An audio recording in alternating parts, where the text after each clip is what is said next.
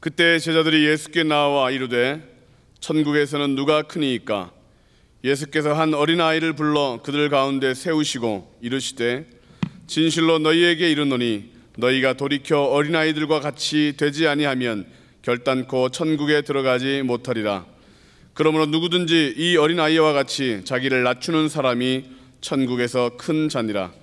또 누구든지 내 이름으로 이런 어린아이 하나를 영접하면 곧 나를 영접함이니 누구든지 나를 믿는 이 작은 자 중 하나를 실족하게 하면 차라리 연자 맷돌이 그 목에 달려서 깊은 바다에 빠뜨려지는 것이 나으니라. 실족하게 하는 일들이 있음으로 말미암아 세상에 화가 있도다. 실족하게 하는 일이 없을 수는 없으나 실족하게 하는 그 사람에게는 화가 있도다. 만일 내 손이나 내 발이 너를 범죄하게 하거든 찍어내 버리라. 장애인이나 다리 저는 자로 영생에 들어가는 것이 두 손과 두 발을 가지고 영원한 불에 던져지는 것보다 나으니라. 만일 내 눈이 너를 범죄하게 하거든 빼어내 버리라. 한 눈으로 영생에 들어가는 것이 두 눈을 가지고 지옥불에 던져지는 것보다 나으니라. 삼가 이 작은 자 중에 하나도 없이 여기지 말라. 너희에게 말하노니 그들의 천사들이 하늘에서 하늘에 계신 내 아버지의 얼굴을 항상 배옵느니라. 너희 생각에는 어떠하냐? 만일 어떤 사람이 양 100마리가 있는데 그 중에 하나가 길을 잃었으면 그 99마리를 산에 두고 가서 길 잃은 양을 찾지 않겠느냐? 진실로 너희에게 이르노니 만일 찾으면 길을 잃지 아니한 99마리보다 이것을 더 기뻐하리라. 이와 같이 이 작은 자 중에 하나라도 잃는 것은 하늘에 계신 너희 아버지의 뜻이 아니니라. 아멘. 오늘 말씀은 길 잃은 양을 찾지 않겠느냐라고 하는 제목으로 은혜를 나누고자 합니다. 오늘 말씀을 읽으면 굉장히 무섭죠. 눈도 빼야 되고 팔도 자르라 그러고 다리도 자르라 그러고 이 말씀 읽으면서요, 이 설교를 어떻게 해야 되나, 또 어떻게 우리 성도님들에게 전해야 되나 라고 하는 그런 고민이 있었습니다. 그런데요, 눈 빼고 손 자르고 다리 자르라는 거에게 핵심을 두지 마시고요, 그럼에도 불구하고 우리 주님이 길 잃은 양을 찾지 않겠느냐라고 하는 아버지의 마음에, 그 아버지의 사랑에 여러분들이 포커스를 둘 수 있기를 간절히 바랍니다. 그럼에도 불구하고입니다. 그럼에도 불구하고 내가 눈을 뽑아야 되는 죄를 범했어도, 손을 자르고 발을 잘라야 되는 허물이 있음에도 불구하고 우리 주님이 길 잃은 우리를 찾아오신다라고 하는 말씀이 오늘 주제의 말씀입니다. 그러므로 저와 여러분들이 좀 밝게 웃었으면 참 좋겠습니다. 네, 오늘 이 본문을 읽으면서 잘못 걸렸다 그런 말씀하지 마시고 편안한 마음으로 말씀을 들었으면 좋겠습니다. 주님께서, 하나님께서 우리들에게 성도들은 다 양 같다라고 말씀하십니다. 여러분들은 한 분 한 분이 다 양입니다. 아멘이십니까? 뭐 염소가 있습니까? 이리가 있습니까? 저희 하늘비전교회는 저와 여러분들 모두가 다 양인 줄로 믿습니다. 제가 인터넷을 이렇게 찾아보고 책을 보다가 보니까요, 양의 특징이 몇 가지 나오는데 제가 그것을 한번 인용해 보았습니다. 양의 특징 첫 번째 뭐냐면 눈이 나쁘다라는 겁니다. 양은 시력이 나쁩니다. 그래서 눈앞에서 뭔가 보이고 그게 눈앞에서 움직이면 그걸 따라다니게 된다고 합니다. 그래서 양치기들은요, 개를 잘, 양치는 개를 잘 훈련시켜서 이렇게 막 양을 돌보기 위해서 개를 이렇게 풀어놓는데 마치 그게 목자인 줄 알고 양들이 막 그 개를 막 따라다니고 그럽니다. 양들은 시력이 나쁩니다. 눈이 좋지가 않습니다. 두 번째, 양의 특징이 있는데요, 양은 잘 속아 넘어간대요. 잘 속아 넘어간대요. 그걸 보면서요, 참 나다, 여러분들이다, 이런 생각이 참 듭니다. 우리 한국교회에 수많은 이단들이 있는데요, 참 우리는 1단들임에도 불구하고 근데 이단들이 와서요, 뭐라고 하면 잘 속아 넘어갑니까? 아니면은 정체성을 지키고 나는 우리 하늘비전교회 교인이야, 그런 일은 절대로 없어, 이렇게 합니까? 네네네. 여러분들은 그냥 네네. 그럼에도 불구하고 또 넘어가는 사람들이 참 많다는 겁니다. 이렇게 잘 쏘가 넘어간대요. 그래서 야생에 있는 개들이요, 이 양들이 잘 쏘는 것을 보고요, 그 양의 무리에 가가지고 막 왕왕왕왕 짖으니까 이 양이 자기 목자인 줄 알고 막 쫓아가다가 그 막다른 길에서요, 양이 그냥 에 하고 울고 있는데 이 개가 이렇게, 야생개가 이게 뜯어 먹는다고 그럽니다. 나는 우리 하늘비전교회 성도들이 잘 안 쏟기를 축복합니다. 네, 누가 와도, 예, 신천지가 아니 구천지가 와도, 무슨 천지가 와도 절대로 우리는 하늘비전교회 성도로서의 그 주체성을, 정체성을 꼭 잃어버리지 않기를 주님의 이름으로 간절히 축복합니다. 양의 특징 세 번째 보니까요, 양은 잘 넘어진대요. 잘 자빠진대요.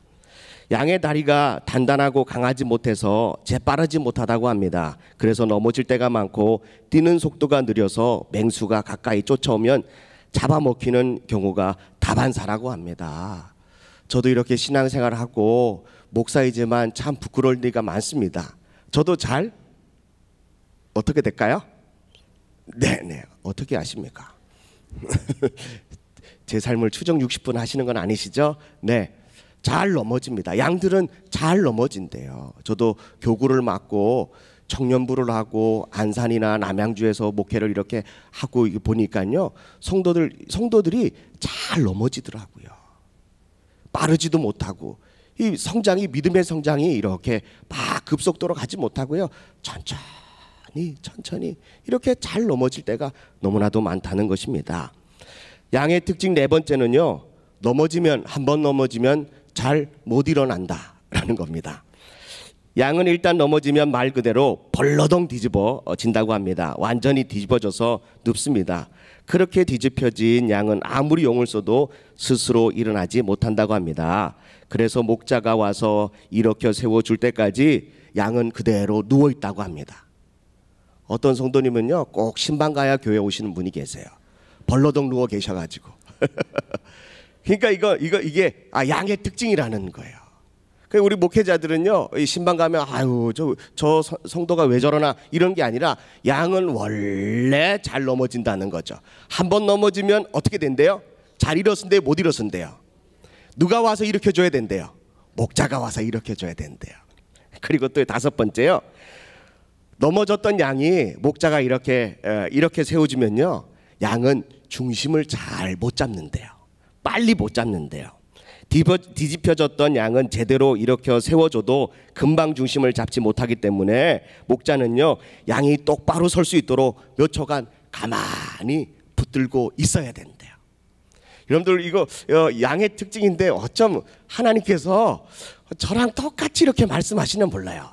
넘어지기도 잘 넘어지고요. 좀 몸이 아프면요, 하나님 저 왜 이렇게 몸이 아파요? 목회해야 되는데 몸 좀 안 아프게 해주세요.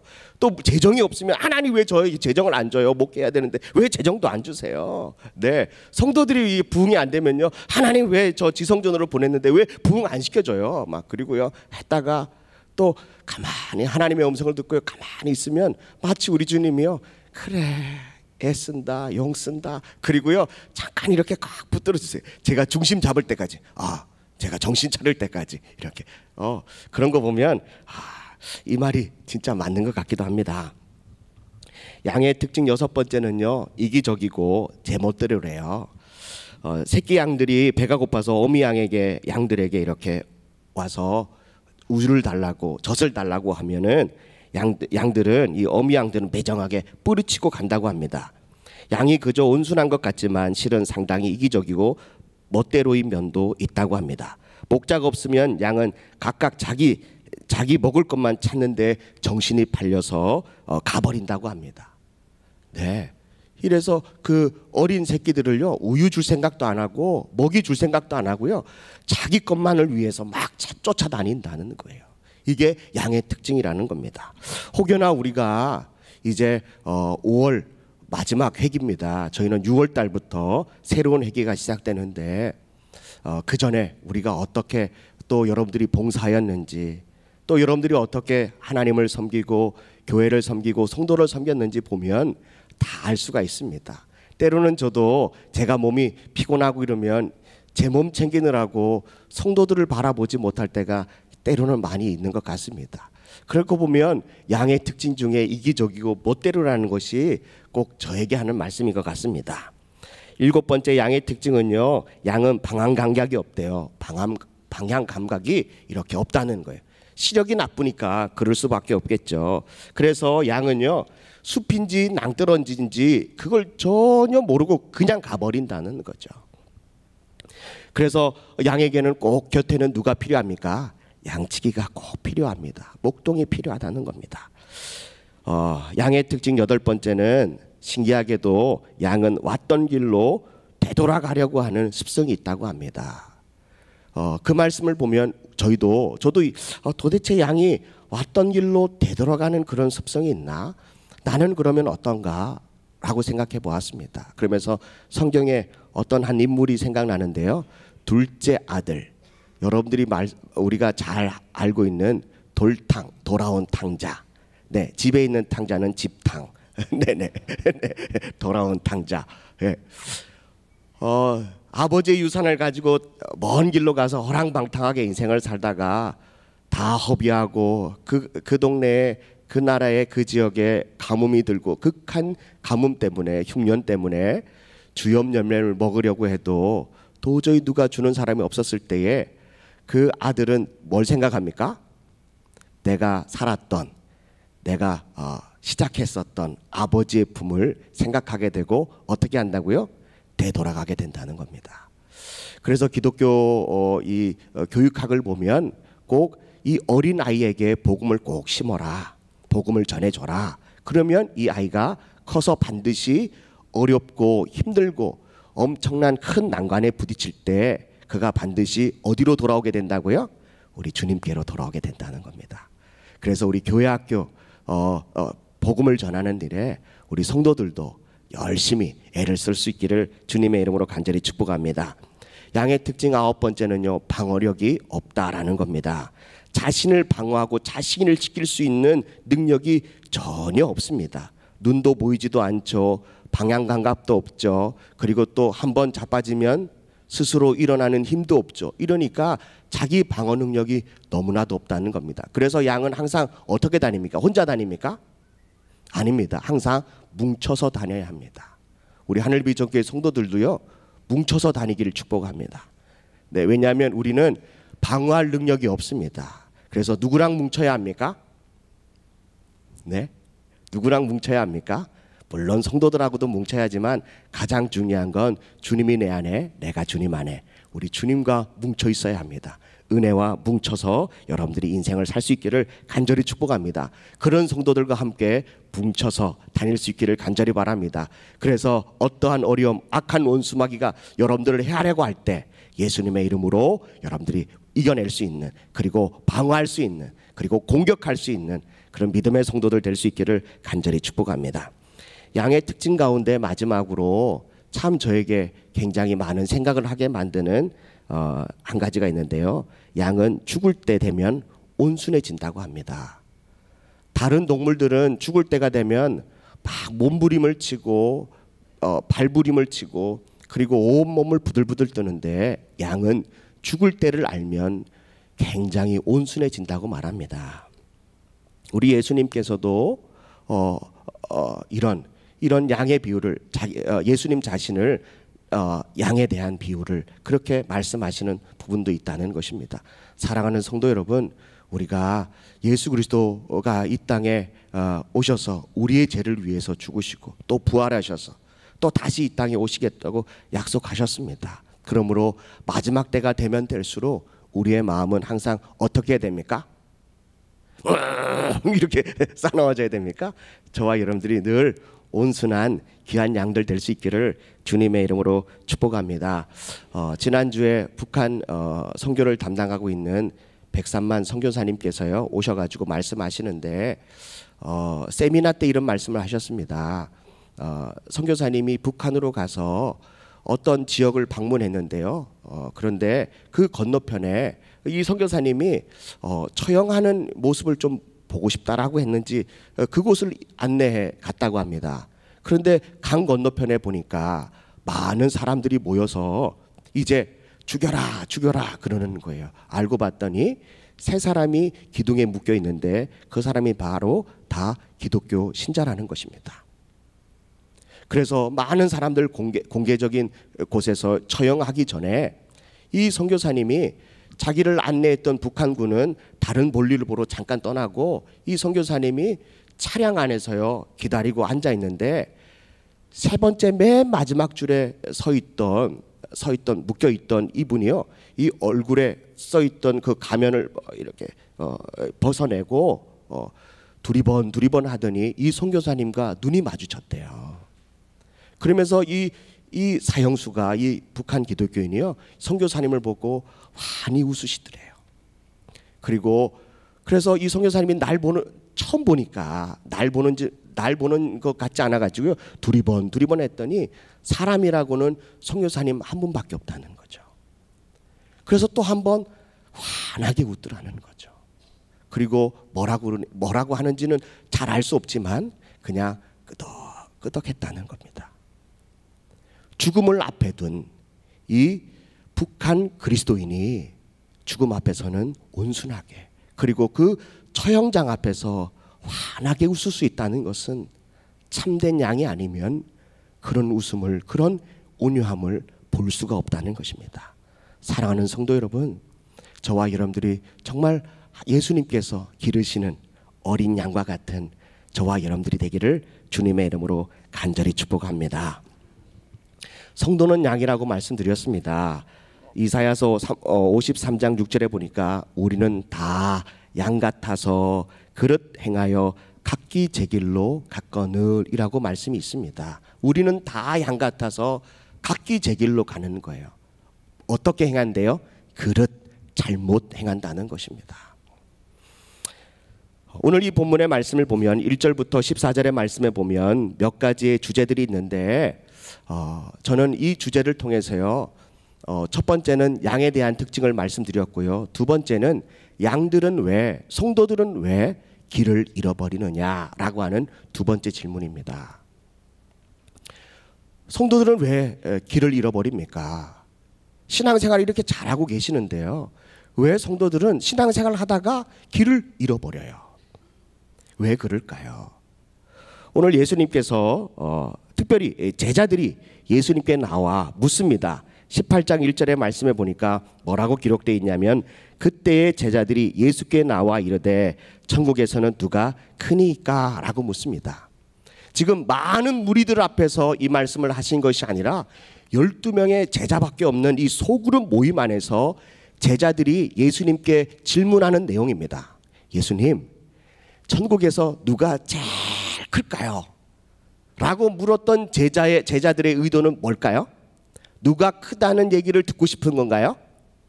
따라다니는 큰 무리들이요?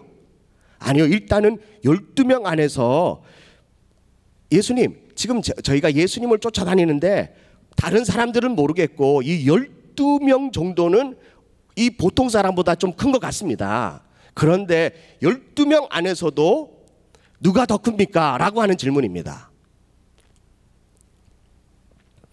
여러분들, 주님께서 그렇게 물었어요.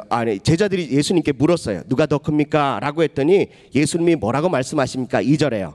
예수께서 한 어린아이를 불러 그들 가운데 세우고 이르시되, 우리 같이 읽습니다. 시작. 진실로 너희에게 이르노니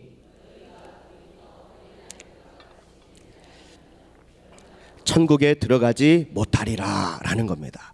여러분들, 누가 크냐라고 하는 질문에, 그러면 그 질문에 예수님은 뭐라고 대답해야 됩니까? 그래, 베드로가 크다, 그래, 요한이 크다, 뭐 이렇게 얘기해야 되는데 예수님은 제자들에게 뭐라고 말합니까? 어린아이를 하나 불러왔어요. 그리고 이 어린아이들을 가운데 세우고 난 이후에 제자들을 볼 수 있게 이야기합니다. 뭐라고 말합니까? 너희가 돌이켜 어린아이들과 같이 되지 아니하면 결단코 천국에 들어가지 못한다라는 겁니다. 예수님께서 제자를 부를 때는 이 제자들에게는 어느 정도 나이가 있었습니다. 청년이었을 겁니다. 베드로는 결혼한 기혼 남성입니다. 그러니까 어느 정도 나이가 있는데 제자들에게 니네가 크려면, 천국에서 크려면 이 어린아이와 같이 돼야 된다라고 하는 게 말이 되지 않습니다. 돌이켜서.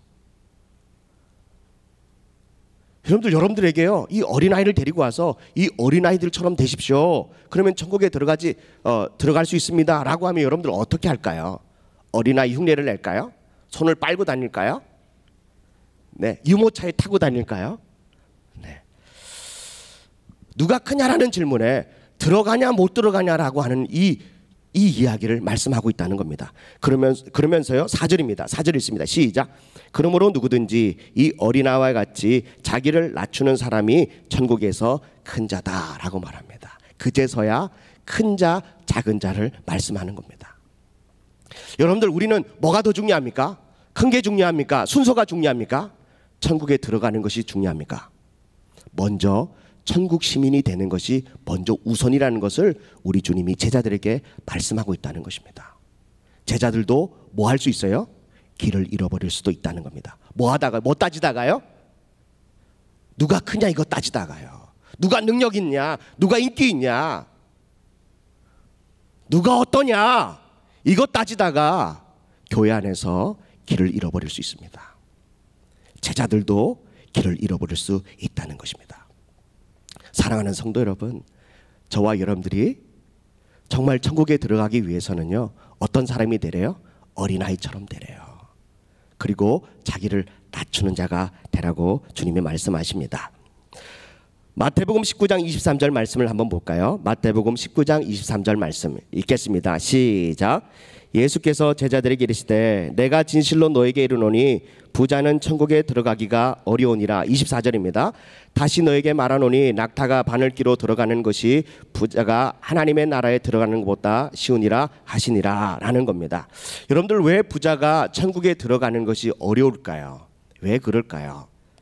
그러면서 마태복음 19장 22절 말씀입니다. 21절 22절 예수께서 읽습니다. 같이 시작. 예수께서 이르시되 내가 온전하고자 하실는데 가서 내 소유를 팔아 가난한 자들에게 주라. 그리하면 하늘에서 보화가 내게 있으리라. 그리고 와서 나를 따르라 하시니. 22절입니다. 그 청년이 재물이 많음으로 이 말씀을 듣고 근심하며 가니라. 여러분들, 왜 주님을 따라가지 못하죠? 청년에게는 뭐가 많대요? 재물이 많대요. 이 청년은 어렸을 때부터 계명을 지키는 신실한 성도입니다. 그런데 이 청년이 이렇게 나이가 들면 들수록 자기에게 오는 그 물질의 축복이 어마어마하게 했다는 것입니다. 그래서 주님께서요, 다 가난한 자에게 나눠주고 나를 따르라 라고 하는 그 말씀에 청년이 뭐가 많음으로? 물질이 많음으로 근심하여 돌아갔다고 말씀합니다. 이 물질이 청년을 어른 되게 했다는 거죠. 그리고 자기 자신이 스스로 물질 때문에 높아졌다는 것입니다. 어린아이들은 돈 없어도 살 수 있습니다. 맞습니까? 네, 맞습니다. 맞습니다. 제 딸에게는요 500원을 주는데 중학교 2학년 우리 아들에게는 500원을 주면 아이가 별로 반응이 없습니다. 초등학교 2학년 딸에게 500원을 주잖아요. 아이가 자저러집니다. 우리 아빠가 세상에서 최고랍니다. 그리고 뽀뽀까지 합니다.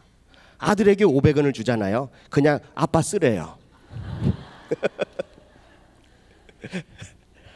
여러분들, 어린아이들은 큰 돈 없어도 살 수 있습니다.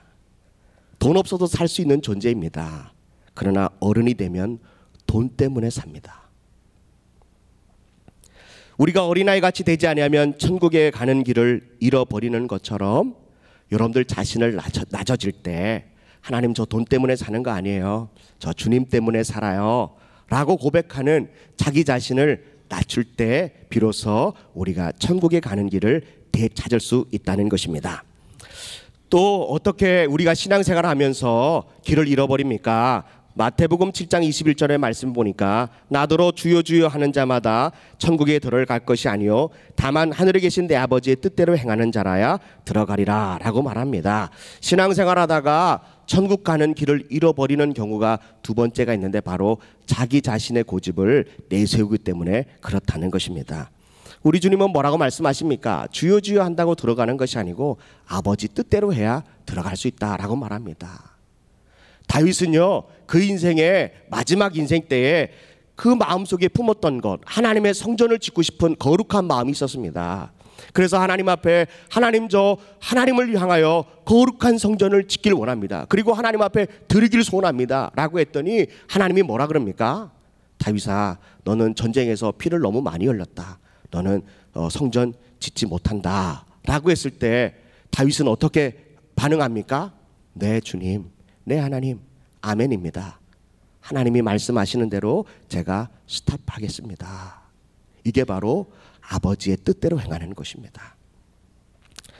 그래서 시편 16편 8절의 말씀을 보니까 다윗은 이렇게 고백합니다. 내가 여호와를 항상 내 앞에 모시며 그가 나의 오른편에 계심으로 내가 뭐하지 않는데요? 흔들리지 아니하리로다. 여러분들, 왕이면, 한 나라의 왕이면 가장 어른스러워야 합니다. 어른 되어야 합니다. 어른스러운 행동을 하고 결단을 하고 결정을 해야 합니다. 그런데 그렇게 하면 할수록 우리는 뭐와 멀어진대요? 천국과 멀어진대요. 그래서 다윗은 어떻게 결단합니까? 하나님, 제가 왕입니다. 이스라엘 백성들이 저만 쳐다보고 있어요. 제가 어떻게 결정할지를 항상 이스라엘 백성들은 저만 쳐다보고 있어요. 그런데 저는 어른스럽게 그것을 결정해야 되는데 저는 그런 결정할 수가 없어요. 그러니까 주님을 제 앞에 모십니다. 그랬더니 다윗이 평생 동안 뭐 하지 않고 살았어요? 흔들리지 않고 살았다는 거예요. 사랑하는 성도 여러분, 오늘 저와 여러분들도 여러분들의 인생을 스스로 결정하지 마시고 늘 여러분들의 인생 앞에 주님을 모시고 살 수 있기를 간절히 축복합니다. 그러면 작은 흔들림은 있어도, 미세한 그 갈등은 있어도요, 여러분들의 인생의 전체를 흔들 수 있는 그런 어려움은 없는 줄로 믿습니다. 있다 할지라도 넘어가고 주님이 피할 길을 열어주시고 함께 역사해 주실 줄로 믿습니다. 오늘 또 말씀해 보면요, 오늘 6절입니다. 6절 7절 말씀, 마태복음 18장 6절 7절 말씀을 읽습니다. 시작. 누구든지 나를 연자맷돌이 그 목에 달려서 깊은 바다에 나으니라. 7절입니다. 실족하게 하는 일들이 있으므로 말미암아 세상에 화가 있도다. 실족하게 하는 일이 수는 없으나 실족하게 하는 그 사람에게는 화가 있도다. 이 실족이라는 말은 덫, 함정, 걸림돌이라는 겁니다. 그래서 다른 이렇게 주석에 72역 역본에 보면은 어떻게 해석이 되어 있냐면 죄로 끌어들이다, 실족하게 죄를 범하도록 이렇게 유혹하다, 성나게 하다, 불쾌하게 만들다, 이런 뜻이 있습니다. 신앙생활을 하다 보면 이런 일들이 종종 왕왕 벌어지게 된다는 겁니다. 제자들에게 예수님이 뭐라고 말합니까?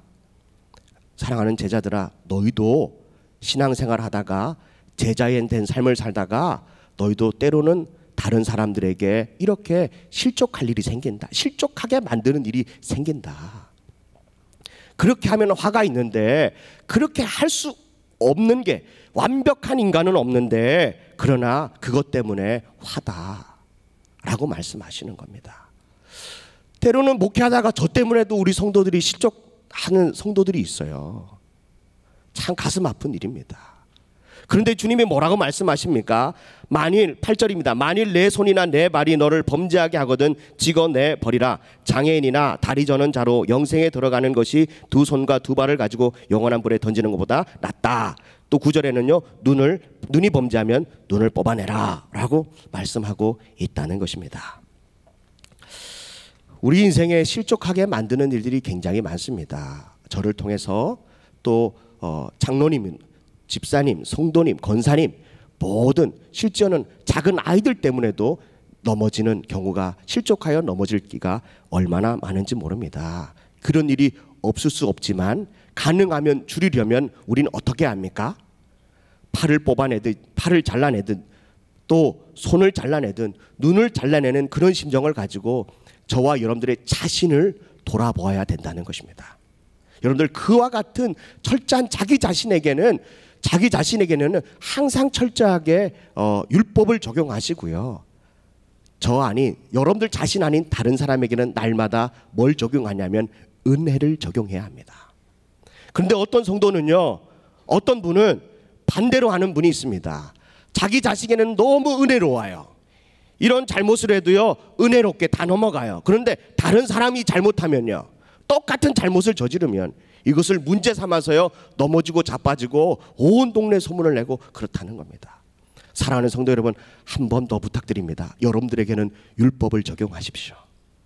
눈을 빼야 될 만큼, 손을 잘라야 만큼, 다리를 잘라야 될 만큼 여러분들에겐 철저하게 채찍을 가하십시오. 그러나 다른 사람에게는 은혜를 가하십시오. 그럴 수도 있어. 그렇지, 나도 저런 잘못을 저지르는데 그 사람은 오죽하겠어 라고 이해하고 위로해주고 권면해주고 해야 될 줄로 믿습니다. 그래야 교회 안에서 뭐하는 일이 적어진다고요? 실족하는 일이 적어지게 만든다는 것입니다. 실족하면 양은 길을 잃어버릴 수밖에 없다는 것입니다. 마지막으로, 그렇다면 누가 크냐, 누가 잘났냐 이런 거 따지다가 길을 잃어버리고 또 성도들 간에 또 실족하는 일 때문에 길을 잃어버리는데, 그럼에도 불구하고 12절입니다. 18장 12절 말씀을 우리 큰 소리를 한번 읽어보겠습니다. 18장 12절입니다. 시작. 너희 생각에는 어떠하냐? 만일 어떤 사람이 양 100마리가 있는데 그 중에 하나가 길을 잃어버리면 그 99마리를 산에 두고 가서 길 잃은 양을 찾지 않겠느냐? 여러분들 생각은 어떻습니까? 여러분들에게 양이 100마리가 있는데 이렇게 산에서 내려오는데요, 갑자기 이 목자가요 카운트를 해봅니다. 해보니까 한 마리 양이 비어요. 그러면 여러분들은 어떻게 하실 것입니까? 다시 그 험한 산을 올라가야 됩니까? 그러면 99마리 양은 누가 돌보는데요? 그래서 예수님이 제자들에게 묻습니다. 너희 생각은 어떠하냐? 만약에 100마리 양 중에 한 마리 양을 잃어버렸으면 너희는 어떻게 할 거냐라고 주님이 질문하십니다. 그런데 우리 주님이 뭐라고 말씀하십니까? 그 길 잃은 양을 찾지 않겠느냐라고 말씀하십니다. 사랑하는 성도 여러분, 오늘도 주님이 저와 여러분들 찾아서 여기에 모셔온 줄로 믿습니다. 그렇다면 주님이 찾으신다는 건데 이걸 도대체 뭘 어떻게 찾느냐라고 하는 겁니다. 제가 말씀을 보니까요, 다윗이 밧세바를 보고요, 죄를 범했습니다. 그런데 하나님께서요, 이 길을 잃은 다윗이 왕이었는데 그만 신앙생활 하다가 길을 잃어버렸어요. 그때 하나님께서 다윗을 어떻게 찾아오십니까? 길 잃은 양을 어떻게 찾아오시죠? 단칼에 그냥 베어버렸습니까? 아닙니다. 선지자 나단을 보냅니다. 때로는 주님께서 길 잃어버린 우리를 위하여 하나님이 세우신 주의 종도를 보내서 권면하게 하십니다. 그리고 그 양을 찾도록 보내는 거예요. 우리 교구 목사님들이, 또 교구 전도사님들이, 각 교회 부서 전도사님, 사역자들이 왜 여러분들을 찾아가는 줄 아십니까? 이런 나단과 같은 마음으로 가는 거예요. 잃어버린 양 찾기 위해서 가는 거예요. 실족한 양 찾기 위해서 가는 거예요. 하나님은 보내주시는 거예요. 하나님이 직접 하시지만 때로는 선지자를 통하여, 주의 종을 통하여 여러분들을 찾으려고 보내시는 줄로 믿습니다. 두 번째, 하나님은 직접 말씀하실 때가 있습니다. 솔로몬이 전에 2번이나 꿈에 하나님이 직접 나타나셔서 말씀하셨습니다. 그런데 이 솔로몬이 그 명을 어기고 다른 신을 섬기게 됐다는 것입니다. 그때 하나님이 솔로몬에게 직접 나타나셔서 말씀하시는 말씀이 왜 내 명령을 따르지 않느냐라고 말씀하십니다. 때로는 하나님이 직접 말씀하실 때가 있습니다. 또 세 번째는요, 하나님은 어떻게 찾으시느냐? 기도하면 응답해 주셔서 찾게 하신다는 겁니다. 히스기야가 병들어 죽게 됐다라고 이사야를 통해서 말씀을 들었는데 이사야가 뭐라고 말합니까? 그때 다른 것 하지 않고 왜 내가 죽어? 왜 내가 이 병에 걸려? 내가 뭐 잘못했는데? 라고 하지 않고요, 그가 왕의 옷을 벗고 벽을 향하여 하나님 앞에 하염없이 통곡합니다. 그때 하나님이 이 히스기야를 다시 만나주시고 질병 때문에, 죽을 병 때문에 길 잃어버릴 뻔했던 이 히스기야를 15년 동안 연장시켜 주실 뿐 아니라 그 길을 인도해 주시는 줄로 믿습니다. 여러분들, 또 마지막으로 주님이 어떻게 찾으시느냐? 오늘 베드로가요, 예수님께서요 이럽니다. 누가 날 위해서 나랑 같이 갈까라고 했더니 베드로가 제가 가겠습니다. 저는 지구 끝까지 주님을 따라가겠습니다라고 했더니 예수님이 베드로에게 뭐라고 말합니까? 너는 오늘 밤 다 굴기 전에 네가 날 3번 부인하겠다라고 했더니 절대로 그런 일이 없습니다. 다른 사람들은 몰라도 저는 주님을 배신하지 않겠습니다라고 하는 그 말이 몇 시간도 지나지도 전에 다 굴기 전에 그만 이 베드로 목사님이 3번이나 부인하셨습니다. 그때 말씀해 보니까 마태복음 26장 75절에 보니까요. 이에 베드로가 예수님의 말씀에 닭 울기 전에 내가 3번 나를 부인해라 하심을 생각나서 밖에 나가서 심히 통곡하니라 라고 말씀하십니다. 때로는 주님이 길 잃어버린 우리를 어떻게 찾냐면요, 주님이 하신 말씀이 생각나는 거예요. 그래서 통곡하게 되는 거예요. 부인하고 그냥 어긋난 길로 그냥 빗나가는 길로 뛰어나갈 수밖에 없는 이 베드로를 주님이 그 뜰 앞에서요 뭐가 생각나냐면 네가 닭 울기 전에 나를 3번 부인하리라 라고 하는 그 말씀을 우리 주님이 생각나게 하셨다는 거예요. 그리고 베드로가 통곡하며 울게 됩니다. 때로는 우리가 신앙생활을 하며 하나님 저 어찌할 바를 갈팡질팡 알지 못하겠어요 라고 할 때 우리 주님이 말씀 생각나게 하시는 거예요. 말씀을 정리하려고 합니다. 우리가 인생을 살면서 신앙생활을 하면서 길을 잃어버릴 때가 있습니다. 언제 길을 잃어버립니까? 누가 크냐, 누가 잘났냐, 이것 때문에 길을 잃어버릴 때가 있습니다. 내 자신을 높여드릴 때, 내 자신이 교만해질 때 길을 잃어버립니다. 그리고 내 안에 실족한 마음으로 다른 사람을 실족하게 하면 길을 잃어버리게 된다는 겁니다. 그럴 때 우리 주님이 그냥 버려두지 않고요 찾아오시는데 어떻게 찾아온다고요? 우리 담임 목사님의 말씀을 통해서요, 또 우리 목회자들의 말씀을 통해서, 신방을 통해서, 만남을 통해서 찾게 오십니다. 그리고 생각나게, 하나님 말씀을 생각나게 한다는 겁니다. 그러니까 여러분들 부지런히 만나십시오. 여러분들이 길 잃을 때 말씀이 여러분들의 길을 찾아주실 줄로 믿습니다. 그리고 기도하면 응답을 통해서 그 길을 찾아주십니다. 오늘 이 시간 우리 예수를 한번 3번 부르고, 하나님 정말 저도 지금 길을 잃어버렸습니다. 정말 어떻게 해야 될지 알지 못하는 그 길 잃어버린 어린 양입니다. 하나님 저에게 말씀해 주세요. 또 주의 종을 보내서 그 길을 찾게 해주세요. 말씀이 생각나게 해주세요. 기도해서 응답받음으로 내가 그 길을 다시 찾게 하여 주옵소서. 다시 주님의 기뻐하는 그 길을 걸어가게 해달라고 우리 이 시간 예수를 한번 3번으로 통성으로 기도합니다.